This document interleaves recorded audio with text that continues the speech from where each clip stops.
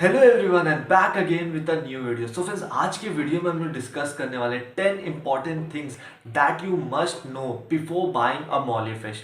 बहुत लोग क्या करते हैं, बहुत सारा इन्फॉर्मेशन वो लोगों को नहीं पता होता है, जिसकी वजह से मॉली फिश जो था वो कंटिन्यूसली मरते रहती है। सो आज के वीडियो में 10 ऐसा ऐसा चीज़ के बारे में डिस्कस करेंगे जो कि आप लोगों को भी नहीं पता होगा। उसमें से मैक्सिमम जो आप लोगों को भी नहीं पता होगा कि आप लोगों के पास जो मॉली फिश है वो ऐसा ऐसा भी कर सकती है। इसलिए आज का जो भी वीडियो है उसको कंप्लीटली पूरा देखिएगा। बट आज का वीडियो स्टार्ट करने से पहले अगर आप मेरे चैनल पर न्यू है तो प्लीज़ मेरे चैनल को सब्सक्राइब कर लीजिएगा। उसके साथ ही साथ नोटिफिकेशन बेल को ऑन रखिएगा, जिससे कि आपको मेरा आने वाला हर वीडियोस का अपडेट मिलता रहे। तो चलिए अब आज का वीडियो शुरू करते हैं। तो चलिए अब बात करते हैं सबसे पहला सबसे इंपॉर्टेंट चीज़ के बारे में। वो है ये जो फिश है ये बहुत ही ईजिली ब्लैकिश वाटर में भी रह सकती है। अब बात आता है कि ब्लैकिश वाटर क्या होता है। बहुत लोगों को ब्लैकिश वाटर नहीं पता होगा। तो ब्लैकिश वाटर ऐसा पानी होता है जिसमें थोड़ा बहुत सॉल्ट रहता है। मतलब आप अपने इस फिश को बहुत ही ईजिली एक सॉल्टी वाटर में भी रख सकते हैं। सॉल्टी मतलब बहुत ही ज़्यादा सॉल्टी, इतना सॉल्टी नहीं जितना सी वाटर होता है। मतलब थोड़ा बहुत सॉल्ट्स भी अगर रहेगा आपके टैंक में तब भी ये फिश बड़े इत्मीनान से उस टैंक में रह लेगी। सेकेंड नंबर पे आता है ये फिश को एक एयर पंप चाहिए होता है। इसमें भी बहुत ही लोग गलती करते हैं। वो लोग अपने टैंक में किसी भी तरीके का एयर पंप वगैरह नहीं लगाते और वो लोग की फिशेस जो है वो धीरे धीरे कमज़ोर हो जाती है। उसके बाद सरफेस में आके ब्रीदिंग वगैरह करने लगती है। और उसके बाद भी अगर हम एयर पंप नहीं लगाते तो वो फिशेस जो है वो बहुत ही ज़्यादा तेज़ी से मरना स्टार्ट हो जाती है। इसलिए अगर आप ये फिश बाय करके लेके आए हैं तो उसके साथ आप लोग को एक एयर पंप भी बाय करना होगा और उस एयर पंप को 24/7 उस टैंक में रन करते रहना होगा। क्योंकि ये सारी फिशेस कंटिन्यूसली ब्रीथ करती है जो भी पानी में डिजॉल्व ऑक्सीजन है। जब तक पानी में डिजॉल्व ऑक्सीजन होगा, पानी में पहले से ही थोड़ा बहुत डिजॉल्व ऑक्सीजन रहता है। इसलिए हम लोग कोई भी पानी को अगर लेते हैं उसमें फिशेस डालते हैं तो देखिएगा पहले के टाइम पे वो सही अच्छे से पूरे टैंक में स्विम करेगी। लेकिन जैसे ही डिजॉल्व ऑक्सीजन खत्म हो गया है 2 घंटे 3 घंटे, वो आपके पानी का क्वांटिटी के ऊपर में डिपेंड करता है। ज़्यादा क्वांटिटी पानी का रहेगा तो ज़्यादा ऑक्सीजन रहेगा, कम क्वांटिटी रहेगा तो कम ऑक्सीजन रहेगा। तो जैसे ही उसका डिजॉल्व ऑक्सीजन जो है वो खत्म हो जाएगा, वो देखिएगा आप सिर्फ और सिर्फ सरफेस में आके ही वो स्विम करेगी, वो बॉटम में जाएगी ही नहीं। या फिर अगर आप बॉटम में भेजते भी हैं तो बॉटम से तुरंत फिर उठ के वो सरफेस में आ जाएगा, मुंह खोल के वहाँ से हम लोगों को लगेगा वो पानी पी रही। वो एक्चुअल में पानी नहीं पी रही होती, लेकिन सरफेस से आके ब्रीदिंग करने का कोशिश कर रही होती, जो कि उस टाइम पे फिशेस को बहुत ही ज़्यादा हार्म करता है। इसलिए इस फिश के टैंक में एक एयर पंप होना बहुत ही ज़्यादा इंपॉर्टेंट है और उस एयर पंप को 24/7 रन करना भी बहुत ही ज़्यादा इंपॉर्टेंट है। थर्ड नंबर पे आता है ये फिश जो होती है ये लाइव बियरर फिश होती है। इसका मतलब क्या होता है, ये एक ऐसी अनोखी फिश है जो कि एक मैमल्स की तरह बिहेव करती है। मैमल्स क्या करते हैं, डायरेक्टली बहुत सारे बेबीज को बर्थ देते हैं। वैसे ही सेम ये जो फिश है ये भी डायरेक्ट बहुत सारी बेबीज को बर्थ देती है। नॉर्मली फिशेस क्या करती है, बहुत सारा एग्स वगैरह देती है। एग्स के बाद वो लोग उसका एग्स का टेक केयर वगैरह करते हैं, उसमें से बेबीज निकलता है। लेकिन इस फिश का ऐसा कुछ भी नहीं है। ये डायरेक्टली जैसे डॉग्स वगैरह बहुत सारे बेबीज दे देती है, कैट्स बहुत सारा बेबीज दे देती है, वैसे ही ये जो फिश ये बहुत सारा एक टाइम पे बेबीज दे देती है। फोर्थ नंबर में जो है वो बहुत ही ज़्यादा शॉकिंग है, इसको तो कोई भी नहीं जानते होंगे। ये फिश जो है ये बहुत ही इजीली 2 वीक तक बिना खाए रह सकती है। ये इतना ही ज़्यादा हार्डी फिश है। मतलब अगर आप 2 वीक तक इसको कुछ भी नहीं दीजिएगा, अगर आप कभी वेकेशंस वगैरह में चले गए, अगर आपको बहुत ज़्यादा टेंशन है 3 दिन 4 दिन के लिए अगर कहीं बाहर वगैरह जाना है, तो बहुत लोगों को टेंशन होता है मेरे पास तो घर में इतनी सारी फिशेज़ है, ये क्या मर जाएगी। तो इसका आपको बहुत ही अच्छा सोल्यूशन मिल गया है। जैसे कि अगर ये फिश अगर आपके पास में है तो ये 2 हफ्ते तक मैक्सिमम बिना फूड का भी रह सकती है। और अगर इसकी फ्राइज होती है तो वो मैक्सिमम 2 से 3 दिन तक भी बिना फूड का रह सकती है। इसलिए अगर आपको 1-2 दिन के लिए बाहर जाना है और अगर आप लोग इस चीज़ के लिए टेंस्ड है कि मेरे घर पे फिशेज़ है उसको मैं फीड में नहीं दूंगा तो क्या वो मर जाएगी, तो ये एकदम ही गलत है। ये आप लोग को जैसे समझ में आ गया, ये 2 वीक तक बिना खाए रह सकती है। लेकिन यहाँ पर मैं एक और चीज़ ऐड करूँ, ये मैक्सिमम लाइफ टाइम उसका मैं बता रहा हूँ, मैक्सिमम इतना दिन तक रह सकती है। कोई फिशेज में भी हो सकता है 10 दिन तक रह पाए। वो उसके बॉडी में जितना भी स्टोर्ड फैट्स वगैरह जो भी स्टोर्ड एनर्जी है उसके ऊपर में डिपेंड करता है। ये कभी कभी जब किसी आदमी को मजबूरी होता है ये सारा चीज़ करने का तभी ये सारा चीज़ को कीजिएगा। ऐसे नॉर्मली इस को अपना लाइफस्टाइल मत बना लीजिएगा कि हर 2 हफ्ते में हमको इसको फीड करना। अगर हर 2 हफ्ते में उसको फीड कीजिएगा, उसके बाद जितना भी स्टोर्ड एनर्जी है वो जो पहले रेगुलर खा खा के बनाई थी वो सारा चीज़ उसका ख़त्म हो जाएगा, और उसके बाद वो फिर कमज़ोर होकर देखिएगा बहुत ज़्यादा कमज़ोर होकर मरना स्टार्ट हो जाएगी। इसलिए इसको अपने इमरजेंसी टाइम के लिए ही रखिएगा। ये आप लोग को बस इसलिए, अगर बहुत लोग का टेंशन रहता है हम लोग वेकेशंस में जा रहे हैं, हम लोग हमारे पास एक्वेरियम है, तब इस एक्वेरियम की फिशेस का क्या करें। बस ये जो भी चीज़ है ये बस इसी के लिए है और किसी भी चीज़ के लिए नहीं है। फिफ्थ नंबर पे आता है, ये फिश बहुत ही ज़्यादा हार्डी होती है, और अगर आपके पास कोई टैंक है उसमें हीटर वगैरह नहीं है, या फिर अगर फिश पॉन्ड वगैरह जो कि टॉप से पूरा जम गया है, तो वैसे इन्वायरमेंट में भी ये फिश बड़े इत्मीनान से रह लेती है। काफ़ी बार ऐसा भी देखा गया है, बहुत लोग का फिश पॉन्ड वगैरह था जो टॉप से पूरा जम चुका है, पूरा बर्फ़ से जम चुका है, लेकिन उसके नीचे में जो भी ये फिशेस हैं वो बड़े इत्मीनान से रह रही है। तो इसका बहुत सारा रीज़न है, जो कि वो सारे पॉन्ड वगैरह में वो बड़े ईजिली रह लेती है, लेकिन हमारे एक्वेरियम्स वगैरह में नहीं रह पाती है।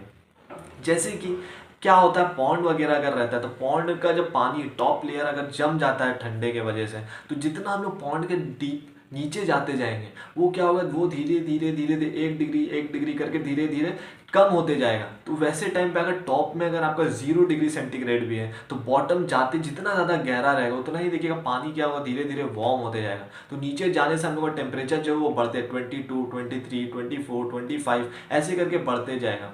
तो नॉर्मली ठंडे के टाइम पे क्या होता है, ये सारी फिशेज जो होती हैं ये एकदम बॉटम में चली जाती है जहाँ का पानी जो होता है वो वार्म रहता है, और वैसे करके वो लोग अपना ठंडा का जो टाइम है उसको पार करती है। और वही अगर हम लोग एक्वेरियम में देखा जाए, एक्वेरियम तो उतना ज़्यादा डीप होता नहीं है, मैक्सिमम 1 से 1.5 फीट का डीप होता है। इसलिए मैं आप लोगों को बस यही सजेस्ट करूँगा, आप अपने टैंक में ठंडे के टाइम में अपने टैंक में एक हीटर लगाइए।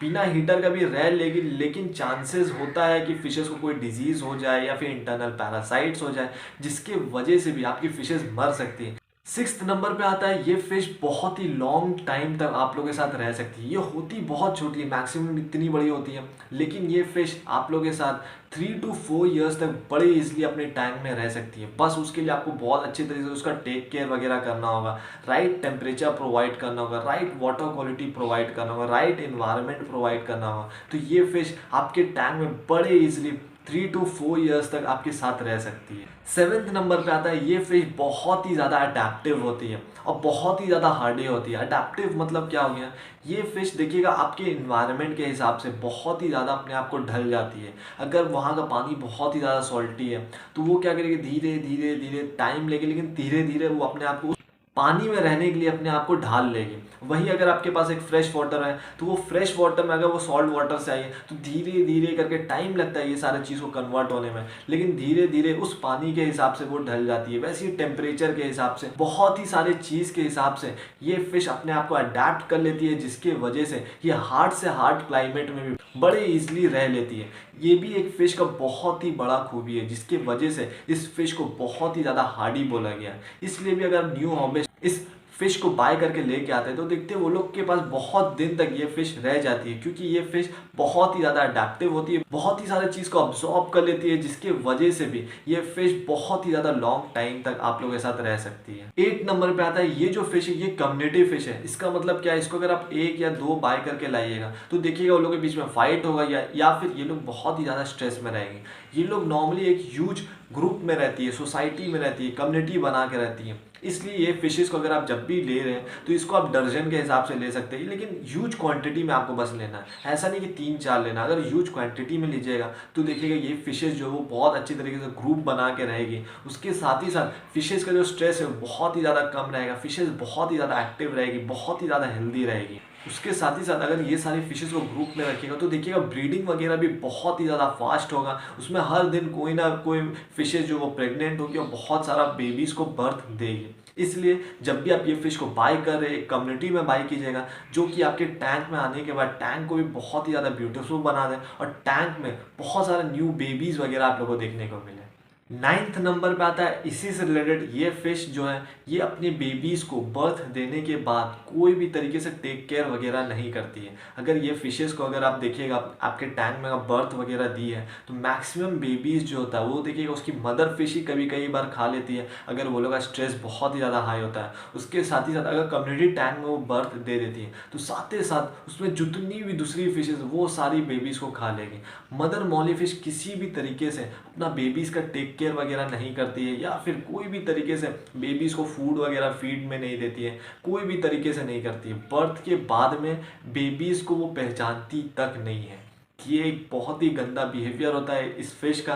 बाकी दूसरी फिशेस को अगर हम लोग देखा जाए तो वो ऐसा नहीं करती कि अपनी बेबीज़ को खा लेती है, थोड़ा बहुत वो लोग का टेक केयर वगैरह भी करती है। लेकिन इस फिश का ऐसा एकदम भी बिहेवियर नहीं है, जो कि मुझे बहुत ही ज़्यादा गंदा लगता है। 10th नंबर पे आता है ये फिश एक बार में बहुत ही सारा बेबीज़ देती है, बहुत ही सारा बेबीज़ देती है। अगर आपके पास कोई भी यंग फिश है जो कि फर्स्ट टाइम या फिर सेकेंड टाइम बर्थ देने वाली है तो उस टाइम पे वो ज़्यादा बेबीज़ नहीं देगी, 30-40 मैक्सिमम इतना बेबीज़ दे सकती है।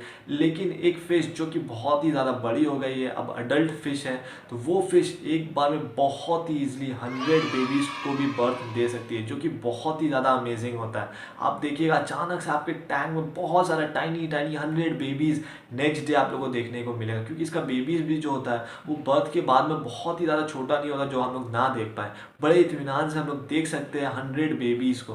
तो ये फिश जो होता है ये बहुत ही ज़्यादा अमेजिंग होता है, बहुत ही जल्दी अपना जो पॉपुलेशन है उसको इंक्रीज़ करता है। इसलिए भी अगर ये फिश को अगर आप बाय करके लेके आइएगा, राइट पेयर में बाय करके लेके आइएगा, बहुत ही फास्ट ये रैपिडली अपना पॉपुलेशन को ग्रो करेगा और आपके टैंक को कंप्लीटली भर देगा। और अगर आप लोगों को जानना है इस फिश का ब्रीडिंग कैसे करना है, बेबीज़ का टेक केयर कैसे करना है, कैसे जान सकते हैं ये फिश कब बर्थ देने वाली है, तो ये सारे टॉपिक से रिलेटेड मेरा पहले से बहुत सारा वीडियोस है। वो सारा वीडियोस जो है वो आप मेरे चैनल के प्लेलिस्ट में भी जाके देख सकते हैं। मौली फिशेस, गप्पे फिशेस, सबका अपना अलग अलग एक प्लेलिस्ट है। वो सारा प्लेलिस्ट को भी ज़रूर से एक बार चेक कीजिए। वो सारे प्लेलिस्ट में भी आपको बहुत ही सारा अमेजिंग वीडियोज़ मिलेगा जो कि आपको बहुत ही ज़्यादा हेल्प कर सकता है। सो फ्रेंड्स, होप करता हूँ ये जो भी वीडियो था आपके लिए बहुत ज़्यादा हेल्पफुल साबित हुआ होगा। ऐसी मोर फिश रिलेटेड वीडियोस के लिए, फिश रिलेटेड कंटेंट्स के लिए प्लीज मेरे चैनल को सब्सक्राइब कीजिएगा। So thank you everyone for watching this video, for being with me. और अब हम लोग जल्दी मिलेंगे मेरे न्यू वीडियो और एक न्यू कंटेंट के साथ।